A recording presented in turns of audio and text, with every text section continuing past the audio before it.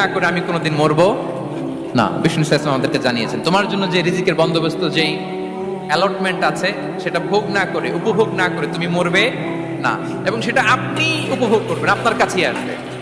ধরুন আপনারা যে ফল আমেরিকাতে খান, এটা কি আমেরিকায় চাষ হয় ফল, নাকি কানাডা মেক্সিকো থেকে আসে? এখানেই হয়, আবার বাইরে থেকেও আসে। লেটস সে আপনি যেই অ্যাপেলটা দিয়ে আজকে ব্রেকফাস্ট করলেন, যে অ্যাপেলটা আপনি খেলেন, এটা মেক্সিকো থেকে এসেছে। ওই অ্যাপেলটা যখন কুড়ি অবস্থায় ছিল, মুকুল অবস্থায় ছিল, তখনই ওটার মধ্যে আপনার নাম লেখা। এর মধ্যে কত পাখি এসে ওই গাছে বসেছে, কত মুকুল নষ্ট করেছে, ওইটা নষ্ট করে নাই, কারণ ওইটা আপনি খাবেন। ওইটা পুষ্ট হয়ে সুন্দর একটা ফল হয়ে ইম্পোর্টেড হয়ে এটা আমেরিকাতে আসলো, আমেরিকার বাজারে। অনেক মানুষ ওই ফলটা সুপার মার্কেটে যে ধরে চড়ে নেড়ে আবার রেখে দিয়ে চলে গেছে, নেয় নেই। ওইটা সে খাবে না, কারণ ওইটা আপনার রিজিকে লেখা।